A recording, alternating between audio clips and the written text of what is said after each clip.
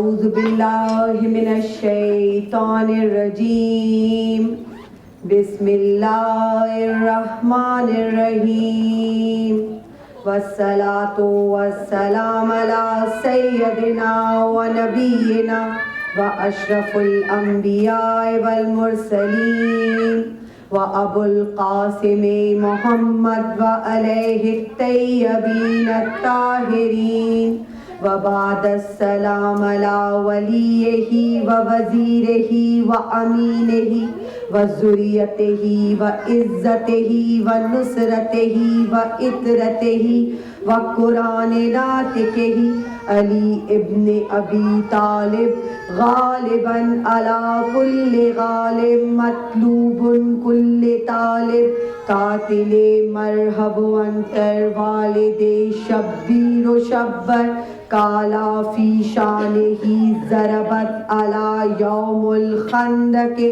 افضل من عبادت الثقلین صلوات اللہم صلی علی محمد وآل محمد وبعد السلام علی اہل بیت الطیبین الطاہرین المعصومین المظلومین صلوات اللہم صلی علی محمد وآل محمد بسم اللہ الرحمن الرحیم الف لام میم ذالک الکتاب لا ریب فیہ ھدی للمتقین ان الذین یؤمنون بالغیب ویقیمون الصلاۃ ومما رزقناہم ينفقون۔ سورہ بقرہ پہلی 2 آیات اس ٹاپک کے سلسلے میں جو میں نے منتخب کیا۔ ٹاپک کیا ہے؟ قید اور اسیر کا فرق، قید ہو جانے کا اور اسیر ہو جانے کا فرق۔ یہ وہ فرق ہے کہ جس کے ساتھ انسان کی سوچ جڑی ہوئی ہے، جس کے ساتھ انسان کا نفس جڑا ہوا ہے، جس کے ساتھ انسان کی روح جڑی ہوئی ہے، جس کے ساتھ انسان کے ایمان کا مرکز جڑا ہوا ہے، جس کے ساتھ صراط مستقیم جڑی ہوئی ہے، جس کے ساتھ اللہ کی رضا کے سامنے جھک جانا جڑا ہوا ہے، جس کے ساتھ نماز کا صحیح طریقہ اور نماز کو سمجھ لینا جڑا ہوا ہے، جس کے ساتھ عبادت کا مفہوم جڑا ہوا ہے، جس کے ساتھ روزے کا مفہوم جڑا ہوا ہے، جس کے ساتھ واجبات کا مفہوم جڑا ہوا ہے، جس کے ساتھ حلال و حرام کا مفہوم جڑا ہوا ہے، جس کے ساتھ ہر وہ چیز جڑی ہوئی ہے کہ جو انسان اپنے نفس اور اپنی خواہشات اور اپنی جو ایک پرسیپشن ہے اس کی قید کے اندر آ کر اس کی جو صحیح ایسنس ہے، جو ٹاپک ہے، یا اگر آپ عبادت کو کرنا چاہ رہے ہیں، یا آپ کسی سے محبت کرنا چاہ رہے ہیں، یا آپ کسی کو عزت دینا چاہ رہے ہیں، یا آپ کسی بھی مقام پر پہنچنا چاہ رہے ہیں، ہر چیز میں انسان اپنے آپ کو محدود کر لیتا ہے اگر انسان کی سوچ محدود ہو جائے۔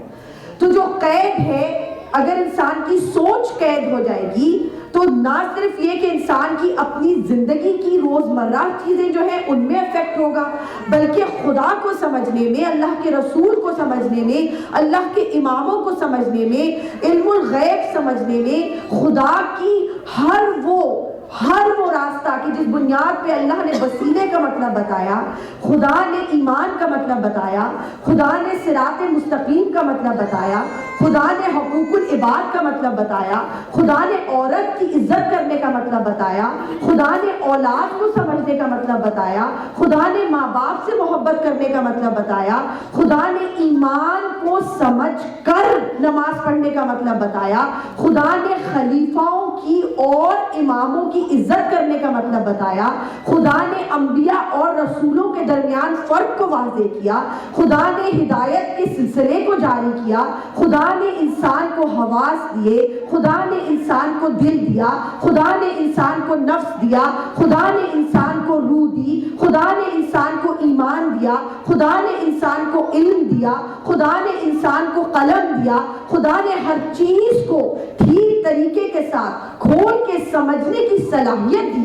جس بنیاد پہ اللہ نے کہا 17 مرتبہ قرآن مجید میں افلا تعقلون، افلا یعقلون، اپنی عقل کو استعمال کر کے دین کو سمجھو، اپنی عقل کو استعمال کر کے اللہ کو سمجھو، اپنی عقل کو استعمال کر کے علم کو سمجھو، اپنی عقل کو استعمال کر کے عبادت کو سمجھو، اپنی عقل کو استعمال کر کے شجاعت کو سمجھو، اپنی عقل کو استعمال کر کے شہادت کو سمجھو، اپنی عقل کو استعمال کر کے جہاد کو سمجھو، اپنی عقل کو استعمال کر کے کرار کو سمجھو، جرار کو سمجھو، غیر فرار کو سمجھو، ذوالفقار کو سمجھو، عین اللہ کو سمجھو، نفس اللہ کو سمجھو، لسان اللہ کو سمجھو، ہر اس راستے کو سمجھو جو راستہ خدا کی پہچان کی طرف جاتا ہے۔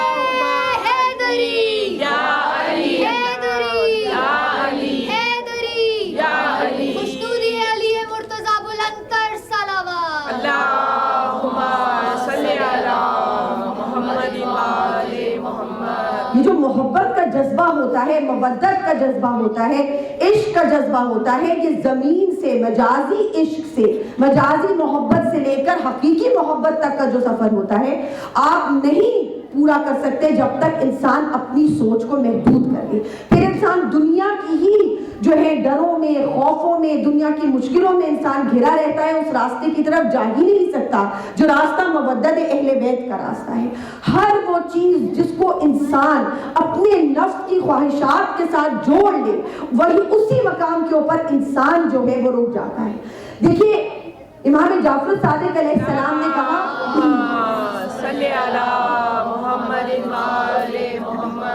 کہ خدا نے اسلام کو بھیجا، قرآن کو بھیجا دین کی تکمیل کے لیے، لیکن جہاں دین کی تکمیل ہوتی ہے وہاں مودت اہل بیت شروع ہوتی ہے۔ تو تکمیل سے مودت کا فاصلہ جو ہے وہ اگر مذہب کے اندر بھی آپ بہت زیادہ جکڑے رہیں گے نا، اور یہ ریچولز کے اندر بھی بہت زیادہ جکڑے رہیں گے، اور ہر چیز میں شرک ڈھونڈنا شروع کر دیں گے، ہر چیز میں بدعت ڈھونڈنا شروع کر دیں گے، تو محبت کا اظہار کرنا بھی آپ کے لیے مشکل ہو جائے گا۔ انسانی محبت تو آپ چھوڑ دیں، امام کی محبت کا اظہار کرنا بھی آپ کے لیے مشکل ہو جائے گا۔ اگر کوئی امام کو نفس اللہ کہے گا تو آپ اس میں بھی شرک کا پہلو ڈھونڈیں گے، اگر کوئی امام کے ہاتھوں کو اللہ کے ہاتھ کہے گا تو آپ اس میں شرک کا پہلو ڈھونڈیں گے، آپ ان کے چہرے کو وجہ اللہ کہے گا تو آپ اس میں بھی شرک کا پہلو ڈھونڈیں گے۔ کیوں؟ اس لیے کہ آپ نے اپنی سوچ کو محدود کر دیا ہے، آپ قید ہو گئے ہیں خود اپنی سوچ کے اندر۔ جب انسان اس راستے پر چلا جاتا ہے جس راستے میں اس کی اپنی سوچ اتنی اہم ہو جائے، اتنی اہم ہو جائے کہ اس کی اپنی عبادت، اس کی اپنی نماز، اس کا اپنے واجبات اماموں کی محبت سے بھی زیادہ آگے بڑھ جائے، تو اس مقام کے اوپر انسان مذہب کو چھوڑ کر اس راستے کی طرف چلا جاتا ہے جو راستہ شیطان کا راستہ تھا، کہ شیطان عبادت کرنے کے بعد، اتنی عبادت کرنے کے بعد اللہ کے نبی کے سامنے سجدہ کرنے سے انکار کر دیا تھا۔ یہی وجہ ہے کہ ہم نے بار بار دیکھا ہے، چاہے ہم جنگ جمل میں دیکھیں کہ جہاں پر قرآنوں کو بلند کیا گیا اور وہ لوگ جو مولا علی کے ساتھی تھے قرآن کو دیکھ کر مولا علی کو چھوڑ کر وہاں سے نکل گئے، چاہے ہم یہ دیکھیں کہ جناب زین العابدین خطبہ دیتے رہ گئے لیکن اذانوں کی آوازیں بلند ہوئی تو جناب زین العابدین کا خطبہ چھوڑ کر اذانوں کے پیچھے چلے گئے۔ آج بھی لوگ یہی کرتے ہیں، نماز کا ذکر آیا نہیں، امام کے ذکر کو فوراً سے پہلے یہ سمجھا کہ اگر امام کا نام نماز کے ساتھ لیا تو کہیں ہم بدعت نہ کر دیں، کہیں ہم شرک نہ کر دیں، کہیں بہت سارے لوگوں نے مجھے یہ بھی کہا دیکھیے سنیوں کو بہت برا لگتا ہے، میں نے کہا دیکھیے اہل سنت کے لوگ ہمارے بھائی ہیں، لیکن آپ اپنے دین میں اور اپنی فیت کے اندر بھی اگر لوگوں کی پرواہ کرنا شروع کر دیں گے کہ کس کو برا لگ رہا ہے کس کو برا نہیں لگ رہا، تو آپ خدا سے محبت کا اظہار، امام سے محبت کا اظہار کریں گے کیسے؟ اگر کوئی آپ کی اولاد کے بارے میں آپ سے کہے کہ فلانے کو برا لگ رہا ہے، آپ اپنی اولاد سے محبت نہ کریں تو کیا آپ اپنی اولاد سے محبت ترک کر دیں گے؟ بھائی کوئی کچھ بھی کہتا رہے، امام کی محبت تو ہر اولاد کی محبت سے بڑھ کر ہوتی ہے۔ دنیا کے اندر جب اللہ کے سامنے کھڑے ہونا ہے، خود کھڑے ہونا ہے، کوئی شوہر بھی ساتھ نہیں ہوگا، کوئی بھی رشتہ دار ساتھ نہیں ہوگا، اس وقت آپ ہوں گے اور اللہ کے درمیان کا فاصلہ ہوگا۔ اس وقت اللہ پوچھے گا کہ کیوں مودت اہل بیت کو نہیں سمجھے تھے؟ اس کے بعد کیا آپ ان کو یہ جواب دیں گے کہ فلانے کو برا لگ رہا تھا اور فلانے کو برا لگ رہا تھا؟ اپنے دین کو سمجھنے میں، اپنے ایمان کو سمجھنے میں، اپنے نفس کو سمجھنے میں اپنی عقل سے کام لے، روح سے کام لے، نفس سے کام لے، محبت کرے تو کھل کر کرے، مودت کرے تو کھل کر کرے، دین کو سمجھے تو کھل کر سمجھے، کسی اور کے کہنے سے اگر مودت کے اوپر آپ کے جو ہے وہ آنچ آنی شروع ہو جائے گی تو پھر اس کا مطلب ہے خدا کی محبت، خدا کے عشق یا خدا کے حبیب ہونا، جو اللہ نے کہا کہ میں حبیب کہہ رہا ہوں، اللہ نے اپنے رسول کو حبیب کہہ کر بلا دیا، اور اس کے بعد کیا کہا خدا نے کہ سب نے تبت یدا سنا ہوا ہے کہ اے رسول ہاتھ اس کے ٹوٹ جائیں گے جس نے تجھے تکلیف پہنچائی۔ اللہ نے اگر حبیب کہا تو پھر حبیب کہنے کے بعد جس نے ابو لہب نے رسول خدا کو تکلیف پہنچائی تھی تو کیا کہا کہ کوئی عبادت کوئی عمل اس کے کام نہ آئے، اس کے ہاتھ ٹوٹ جائے۔ وہ اللہ جو رحمان و رحیم ہے اپنے حبیب اپنے سے محبت کرنے والے کے اوپر تکلیف برداشت نہیں کر سکتا۔ آج اگر ہم ان سے وہ لوگ کہ جن سے ہمیں اللہ کی پہچان ہوئی ہے ان کی محبت کے اندر بھی لوگوں کو لے کر آ جائیں گے تو پھر ہم شیعہ نہیں کہلا جائیں۔ شیعہ کا تو مطلب ہی محبت کرنے والا ہوتا ہے۔ شیعہ نے علی سے محبت کرنے والا، اور علی سے محبت دل کھول کے کی جاتی ہے۔ علی کی محبت میں لیمٹس نہیں ہے، اس لیے کہ جو علی العظیم ہوتا ہے جو لامحدود ہوتا ہے اس کو محدود ہو کر محبت جب کی جاتی ہے تو پھر سوائے شرک اور بدعت کے اور کوئی راستہ آپ کے سامنے نہیں۔ صلی علی محمد وآل محمد۔ تو ہم جب غیبت پہ بات کر رہے تھے، کل بات ہو رہی تھی جس کو آگے لے کر چلنا ہے علم معصوم کے اوپر، اور میں نے ایک جو ہے وہ کوٹ پڑھا تھا امام محمد باقر علیہ السلام کا، صلی علی محمد وآل محمد، کہ کسی نے امام سے پوچھا تھا کہ امام معصوم کی پہچان کیا ہے، تو امام نے کہا تھا 3 مقامات کے اوپر معصوم کی پہچان ہوتی ہے۔ یہ 3 کوالٹیز جس میں ہوتی ہیں، چاہے وہ بچپن میں بچہ ہو چاہے وہ بڑا ہو، لیکن اس کے اندر یہ کوالٹیز بالکل سملر ہوتی ہیں اگر وہ معصوم ہوتا ہے۔ وہ کون کون سی 3 کوالٹیز ہیں؟ ایک ہے علم، ایک ہے عبادت اور ایک ہے شجاعت۔ یہ 3 چیزیں ایسی ہیں کہ جہاں پر آ کر کوئی امام کا مقابلہ نہیں کر سکتا، کوئی معصوم کا مقابلہ نہیں کر سکتا، کیونکہ جو علم معصوم کے پاس ہے وہ عام انسان کے پاس نہیں، جو شجاعت معصوم کے پاس ہے وہ عام انسان کے پاس نہیں، اور جو عبادت معصوم کے پاس ہے وہ عام انسان کے پاس نہیں ہے۔ اگر ہم اپنی عبادت کو ان سے جوڑنے کی کوشش کریں گے، اپنی بہادری کو ان سے ملانے کی کوشش کریں گے، ہر ایک شہید بننا شروع ہو جائے گا، چاہے بم باندھ کے پھٹ گئے تو بھی شہید ہیں، اور چاہے آپ کہیں گئے اور جا کر کسی مسجد کے اندر لوگوں کو قتل کیا اور درمیان میں ایک گولی رینجر کی آپ کو لگ گئی تو آپ بھی شہید ہیں۔ اگر اس طرح شہادت کا مذاق اڑنا شروع ہو گیا تو پھر شہادت کا مطلب تو سمجھ میں نہیں آ سکتا۔ ہر انسان چاہ رہا ہے کہ وہ شہید بن جائے، لیکن یہ سمجھ میں نہیں آ رہا کہ شہادت جو ہے وہ کمال تزکیہ نفس ہے، وہاں پہ اپنا نفس ختم ہو جانا پڑتا ہے، اور نفس کہاں ختم ہوتا ہے؟ جہاں جنت کی خواہش ختم ہو جاتی ہے۔ جو حوروں کی خواہشات کے اندر لوگوں کو قتل کر دے ان کو تزکیہ نفس کا مطلب پتہ نہیں چل سکتا ہے۔ آج وہی بات ہو گئی ہے، جنت مل جائے گی، حوریں مل جائیں گی، اس کو مارو اس کو مارو اس کو مارو۔ یہاں پہ تو سب سے پہلے آپ کا نفس کا تعلق وہیں پر ثابت ہو گیا کہ آپ تو سوائے جنت۔ میں آج آتے ہوئے کسی سے کہہ رہی تھی کہ کسی نے کوئی بات کر رہا تھا، فلانے شیخ نے یہ کہا، فلانے شیخ نے یہ کہا، تو اس کو دیکھ کر ایک شعر مجھے یاد آ گیا تھا، اس کے اوپر لکھا دیکھ کر کہ بہت ہی خوبصورت جو ہے کہ مجید اختر صاحب ہے، انہوں نے یہ شعر لکھا ہے کہ دیکھ لے اے شیخ، دیکھ لے اے شیخ دنیا ہی میں پہچانے گئے، دیکھ لے اے شیخ دنیا ہی میں پہچانے گئے، خواہش جنت سے تو شہ کی عزاداری سے ہم۔ تو اب بات یہ ہے کہ جو مولا کی عزاداری ہے وہاں پر آ کر تزکیہ نفس کا مطلب پتہ چلتا ہے، اگر عزاداری کی روح کو سمجھ کر عزاداری کی جائے۔ اور وہ کیا ہے کہ جہاں پر علم امام کا ہے وہاں پر انسان کا علم اس کے قریب نہیں پہنچ سکتا۔ کل میں نے یہی کہا تھا، جتنے امام ہیں ان کے معاملے میں میں گارنٹی کے ساتھ کہہ سکتی ہوں کہ کوئی ایسی کوٹ دکھا دے، کوئی ایسے مدرسے کا نام بتا دے جہاں ہمارے کسی امام نے علم پایا ہو۔ خود انہوں نے تو مدرسے شروع کیے، انہوں نے نیومرولوجی کو بھی شروع کیا، اسٹرانومی کو بھی شروع کیا، علم کو بھی شروع کیا، جیولوجی کو بھی شروع کیا، ہر چیز سٹارٹ کرنے والے ہمارے امام تھے، لیکن اماموں کو یہ علم کس نے دیا ہے؟ وہ علم آنے والا ہے اللہ سے، اور جو اللہ سے علم آتا ہے اس کے اندر انسان مقابلہ نہیں کر سکتا۔ یہی وجہ ہے کہ اللہ کیا کہتا ہے، یہ وہ لوگ ہیں جو ہیں راسخون فی العلم، علم کے اندر موجود ہے، انسان کے اندر علم ہوتا ہے، یہ علم کے اندر ہے۔ تھوڑی سی بات ہے، صلی علی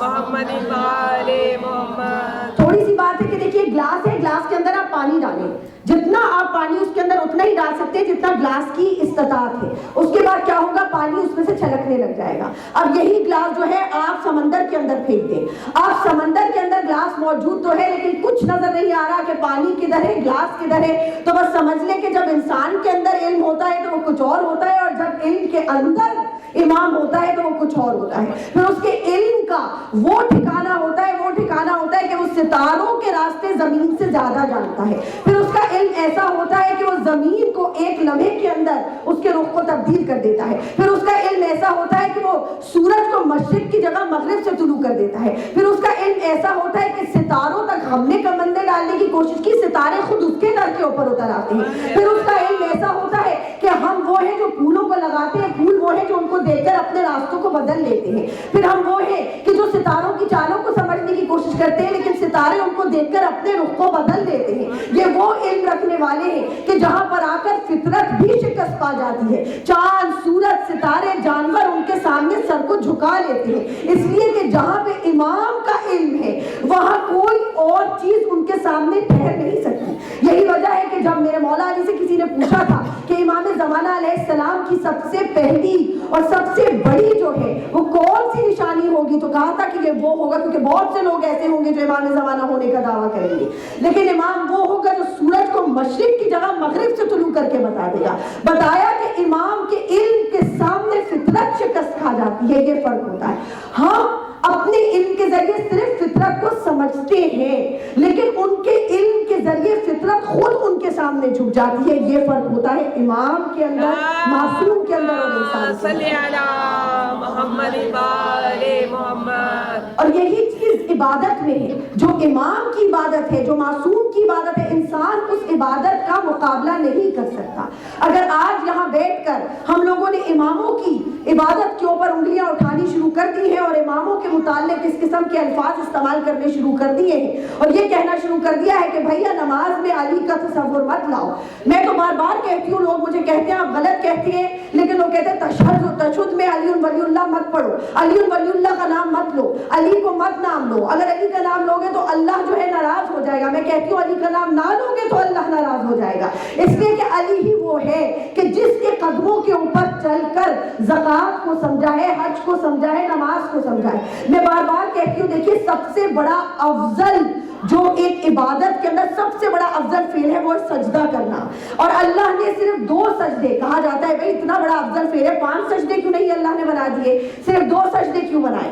اللہ نے کہا ایک سجدہ کرو, اس کے بعد کہو کیا کہو, استغفار پڑھو, اور استغفار پڑھنے کے بعد دوسرا سجدہ کرو. اب یہ کیا وجہ ہے کہ اللہ نے اس طریقے کا نظام رکھا کہ 2 سجدوں کے درمیان استغفار؟ شاید اللہ اشارہ کرنا چاہتا تھا کہ ایک ہی ہے دنیا کے اندر کہ جو پیدا بھی مسجد میں ہوا, گیا بھی مسجد میں, اور درمیان میں استغفار کے علاوہ اور کچھ بھی نہیں ہے. اگر علی کی زندگی کو سمجھو گے تو 2 سجدوں کے درمیان اس فلسفے کو سمجھ لو گے جو استغفار کا فلسفہ ہے. اگر حج کا مطلب سمجھنا ہے تو پہلے اس کو تو سمجھ لو کہ جس کے لیے جو ہے کعبے کی دیوار شک ہو گئی اور جس کی ماں کے پاس اتنا علم تھا کہ اس نے, کل میں نے بتایا تھا کہ اپنے پیٹ پر ہاتھ رکھ کر کہہ دیا تھا اے اللہ اس بچے کا صدقہ ہے کہ میری مشکل کو آسان کر, اور اللہ نے خانہ کعبہ کی دیوار کو شک کر دیا اور اس طرح شک کیا کہ وہ 3 دن بیوی وہاں پر رہی, باہر آئی اور کسی کو پتہ ہی نہ چل سکا. میں کہتی ہوں خانہ کعبہ جو اتنا طاہر, اتنا پاک, ایک بچے کی پیدائش وہاں پر ہوئی لیکن اللہ جانتا تھا نا کہ بچہ کون ہے, اس سے زیادہ پاک کوئی نہیں, اس سے زیادہ طاہر کوئی نہیں. بتانے کی کوشش کی کہ جو میرے گھر میں پیدا ہوتا ہے اس کی طہارت کی ضمانت میں خود لے لیتا ہوں. اور یہی بتانے کی کوشش کی کہ ابو طالب, کل میں بات کر رہی تھی ایمان ابو طالب کا مطلب کیا ہے. ایمان ابو طالب سب سے بڑا اس کی جو ایک دلیل ہے وہ یہ ہے کہ اللہ نے رسول خدا کو قرآن میں سراج المنیرہ کہہ کر مخاطب کیا ہے. سراج المنیرہ اللہ کا چراغ, میرا چراغ. آپ کہتے ہیں نا کہ یہ میرے گھر کا چشم و چراغ ہے. خدا نے اگر سمبل دیا ہے تو کہا یہ رسول میرا چراغ ہے. تو اللہ نے اپنے چراغ کو جب پلوایا ہے تو کس کے گھر پلوایا ہے؟ ابو طالب کے گھر. اور پھر اللہ نے کہا کہ میں کسی کا احسان نہیں رکھتا, اے ابو طالب میرا چراغ پیدا ہوا تیرے گھر میں اور تیرا چراغ پیدا ہوگا میرے گھر میں. اور دونوں کی نسبت کو جوڑ کر میں بتاؤں گا کہ جو ایمان ابو طالب کو نہ سمجھ سکا, وہ نہ دین کو سمجھ سکا, نہ ایمان کو سمجھ سکا, نہ عبادت کو سمجھ سکا, نہ شجاعت کو سمجھ سکا.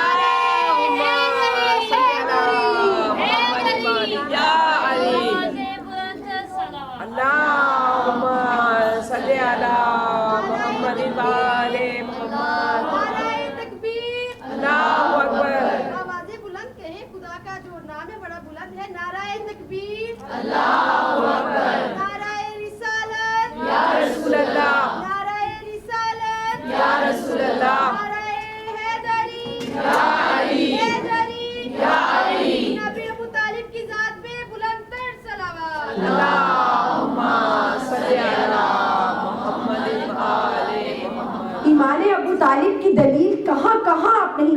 جانے ابو طالب تو وہ ہے کہ جس کے لیے اللہ نے قرآن میں خود کہا کہ اے رسول تو بے نام تھا، ہم نے تجھے نام عطا کیا۔ اگر اللہ کہہ رہا ہے ہم نے تمہیں نام عطا کیا تو نام عطا کرنے والا تو ابو طالب تھے، تو اللہ نے اپنا نام ابو طالب کے نام کے ساتھ ملایا، وہاں بھی یہ بتانے کے لیے کہ میں نام عطا کر رہا ہوں ابو طالب کے ذریعے۔ پھر حضرت فاطمہ بنت اسد جو کہ ابو طالب کی زوجہ تھی، وہ واحد عورت ہے پورے کائنات میں کہ جن کی قبر میں رسول خدا خود اترے ہیں، آج تک کوئی بھی جناب فاطمہ بنت اسد کے ایمان کے اوپر انگلی نہیں اٹھا سکا، جو مولا علی کی ماں تھی۔ تو سوال یہ پیدا ہوتا ہے کہ اگر نعوذ باللہ حضرت ابو طالب کے ایمان پر شک ہے تو جو عورت ایمان والی ہوتی ہے اس کا تو کافر کے ساتھ نکاح جائز ہی نہیں ہوتا۔ اگر جناب فاطمہ بنت اسد اتنی محبت کرنے والی تھی، اللہ سے کعبے کے باہر کھڑے ہو کر اللہ کو جو ہے صدقہ دیا تھا، اللہ کو واسطہ دیا تھا میرے مولا علی کا، تو انہوں نے حضرت ابو طالب سے علیحدگی کیوں نہیں اختیار کر لی؟ سب سے بڑی بات خود میرے مولا علی کے اوپر ہے، جس بنیاد پر آج مولا علی کے اوپر بھی لوگوں نے انگلیاں اٹھانی شروع کر دی ہیں۔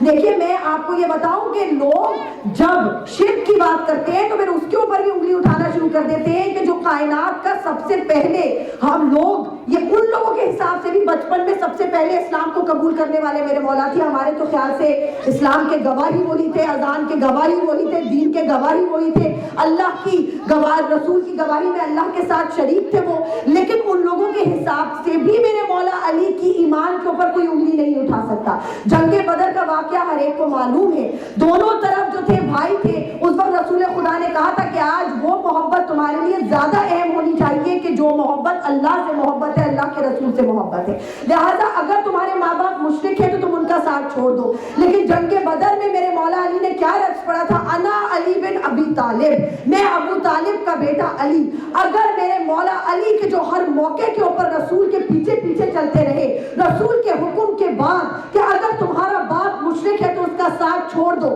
رقص پڑے انا علی بن ابی طالب، میں ابو طالب کا بیٹا علی، میں ابو طالب کا بیٹا علی، محض ایک جگہ کے اوپر اپنی ماں کا نام لیا ہے مرحب کے سامنے کہ اے مرحب، یاد رکھو میری ماں نے میرا نام اسد رکھا ہے، باقی ہر جنگ میں میرے مولا ایک ہی رقص پڑھتے تھے، انا علی بن ابو طالب، انا علی بن ابو طالب، انا علی بن ابو طالب، بتانے کے لیے کہ اگر ابو طالب کے ایمان کو سمجھو گے تو علی کی شجاعت سمجھ میں آئے گی۔ اس لیے کہ شجاعت معصوم جو ہوتی ہے اس کے اوپر انگلی اٹھانا ایسا ہی ہے کہ جیسے اس معصوم یا اس غیبت کے اوپر انگلی اٹھانا کہ جس نے اپنی پہچان کے لیے ان کو بھیجا کہ دیکھو یہ وہ لوگ ہیں جو میرے رسولوں کو پالنے والے ہیں، یہ وہ لوگ ہیں جو میرے رسولوں کو گود میں لے کر ان کی حفاظت کرنے والے ہیں، یہ وہ لوگ ہیں کہ جن کے ایمان کے اوپر میرا ایمان، میرا دین، میرا وسیلہ، میرا ہر وہ لمحہ، ہر وہ ایمان، ہر وہ نور، ہر وہ علم، ہر وہ معرفت ٹکی ہوئی ہے۔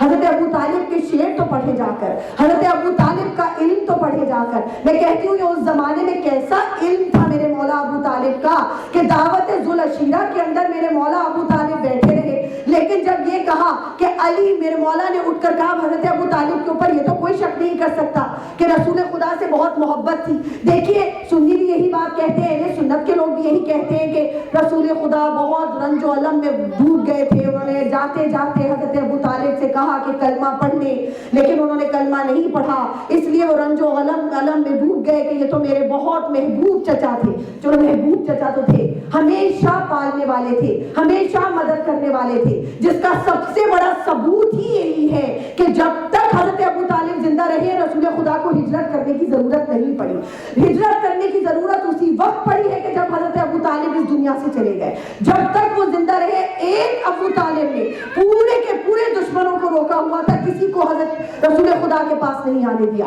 تو سوال یہ پیدا ہوتا ہے کہ ذوالعشیرہ کے مقام پر جب میرے رسول نے کہا کہ کون ہے جو میری مدد کے لیے کھڑا ہوگا، تو حضرت ابو طالب کیوں بیٹھے رہے اور حضرت علی کو کیوں اٹھ کر کہنے دیا کہ میں ہوں وہ کہ جو آپ کی مدد کرنے والا ہوں؟ ہمیشہ مدد کرتے رہتے تھے، سب سے پہلے اٹھ کر کھڑے ہوتے کہ میں تو تمہاری ہمیشہ سے حفاظت کر رہا ہوں محمد، میں ہی تمہاری حفاظت کروں گا، کچھ نہیں کہا، کیونکہ جانتے تھے کہ علی کی نسبت رسول سے ویسی ہی ہے جیسے ہارون کی نسبت موسیٰ سے تھی۔ یہ وہ ہے جو رسول کا وصی ہے، یہ وہ ہے جو اللہ کا ولی ہے، یہ وہ ہے جو اللہ کا امام ہے، یہ وہ ہے جو ایمان کی پہچان ہے، یہ وہ ہے جو صداقت کی معراج ہے، یہ وہ ہے جو نور کی اس طریقے سے شمع ہے، شمع کو بھی تمام شمع، تمام نور اس کے سامنے مدھم پڑ جاتا ہے جو نور علی ہے۔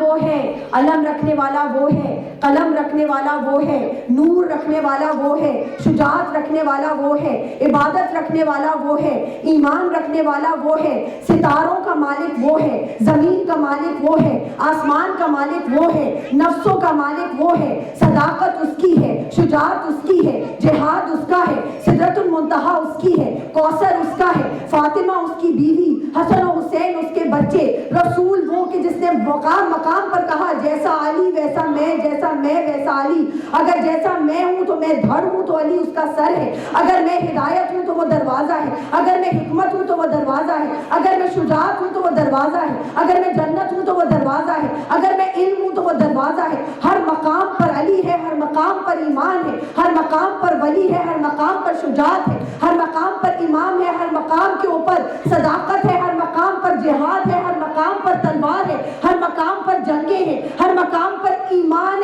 علی, ایمان ابو طالب, ایمان حسن, ایمان حسین, امام زین العابدین, ایمان جناب باقر علیہ السلام, ایمان جناب جعفر صادق علیہ السلام, ایمان محمد تقی علیہ السلام, ایمان محمد نقی علیہ السلام, ایمان امام علی رضا علیہ السلام, امام عسکری علیہ السلام اور امام زمانہ علیہ السلام. ہر موقع کے اوپر یہی بارہ ہے جو اس راستے پر لے کر جائیں گے, جو راستہ صداقت کا راستہ ہے, اور جو راستہ ذہنوں کو کھول دینے کا راستہ ہے, ایمان کو سمجھنے کا راستہ ہے, محبت کو سمجھنے کا راستہ ہے, مودت کو سمجھنے کا راستہ ہے, اور ایمان ابو طالب اور ایمان دین کو سمجھنے کا راستہ ہے. دین میں کچھ نہیں ہے اگر ابو طالب کو اس دین سے نکال دو گے, کچھ بھی موجود نہیں رہے گا. حضرت ابو طالب, دیکھیے میں بار بار کہتی ہوں, میرے مولا امام حسین گئے تھے اور مقتل میں کہا تھا تم میں سے کون ہے جو میری مدد کے لیے آئے, کوئی امام حسین کی مدد کے لیے کھڑا نہیں ہوا تھا. اگر کربلا کی جنگ امامت سے نہیں جیتی گئی ہے, کربلا کی جنگ خون ابو طالب سے جیتی گئی ہے. ہر ایک کے اندر خون ابو طالب تھا. علی میں خون ابو طالب, زینب میں خون ابو طالب, حسین میں خون ابو طالب, قاسم میں خون ابو طالب, علی اکبر میں خون ابو طالب, علی اصغر میں خون ابو طالب, حضرت ام کلثوم میں خون ابو طالب. جتنی بیویاں تھیں, جتنے بچے تھے, جتنے شہید تھے, جتنے جوان تھے, اگر عباس تھا تو اس میں بھی خون ابو طالب تھا. جناب مولا علی کے 7 بیٹے شہید ہوئے, ان میں حضرت خون ابو طالب تھا. یہ جنگ جو کربلا کی جنگ ہے, محض ابو طالب کے خون کی پاکیزگی, خون کے ایمان, اس کی خوشبو کی وجہ سے جیتی گئی ہے. ورنہ آج کوئی ایسا موجود نہیں جو اس چیز کے اوپر انگلی اٹھا دے کہ اگر بیوی ہو تو ابو طالب جیسی, بیٹا ہو تو ابو طالب جیسا, اگر وہ ہے ابو طالب جس کے گھر رسالت بھی پلی ہے, امامت بھی پلی ہے, اگر اس کے ایمان کے اوپر شک کر دو گے تو پھر خدا کے اوپر, خدا کی بنیادی دین اور عقائد کے اوپر یہ شک ہو جائے گا. دیکھیے جو علم ہے, علم کو سمجھنے کے لیے اس راستے کو سمجھنا پڑتا ہے جو اللہ سے امام کی طرف آتا ہے. آج کا جو ہمارا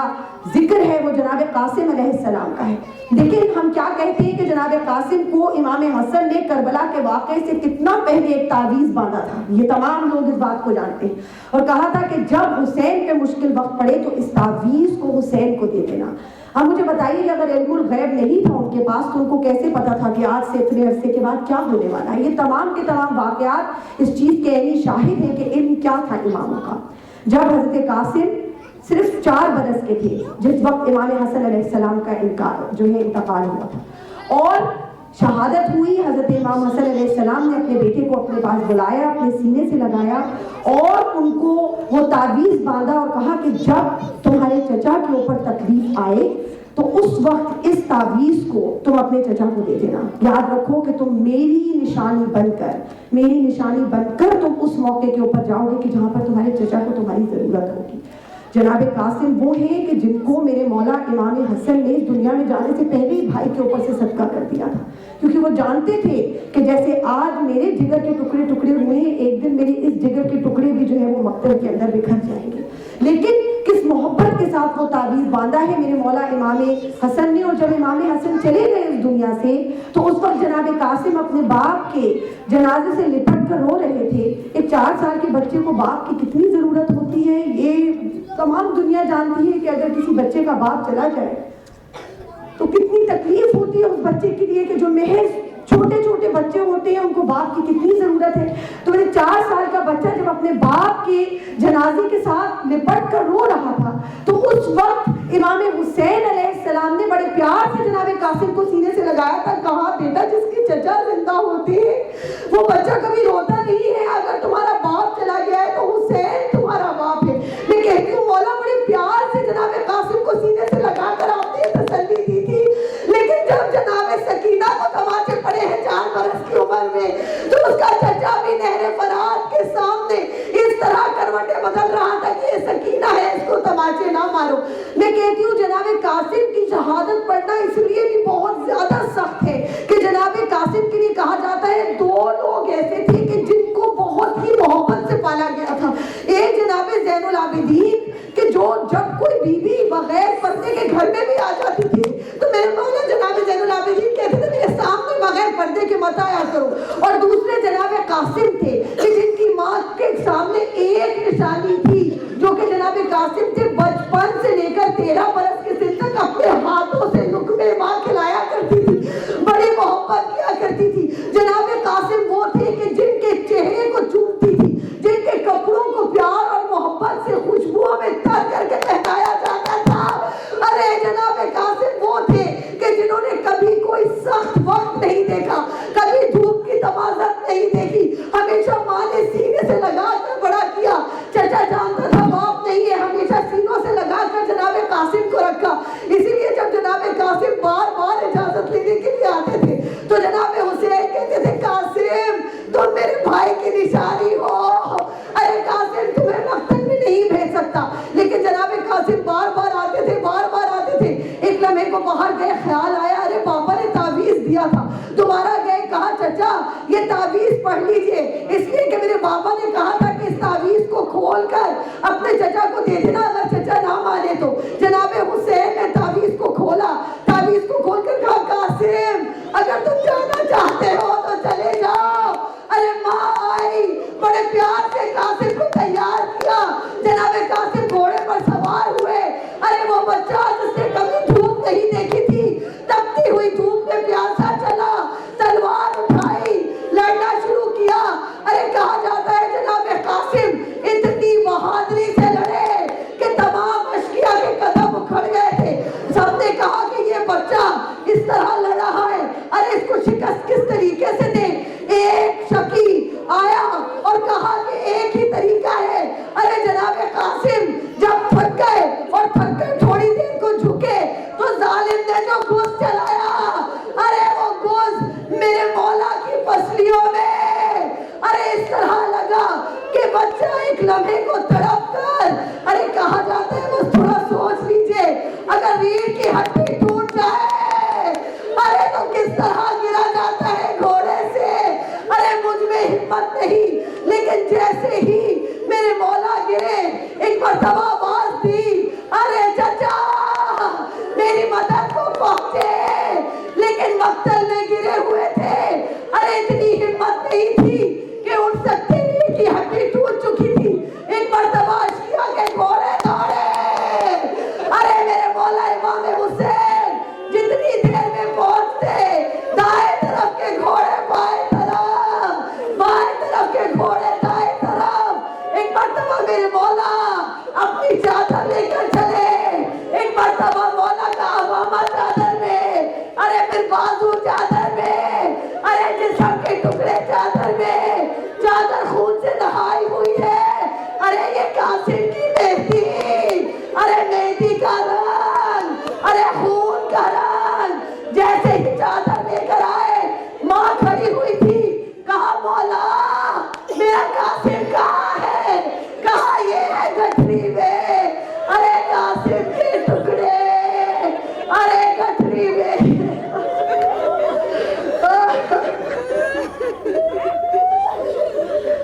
بڑے مولا،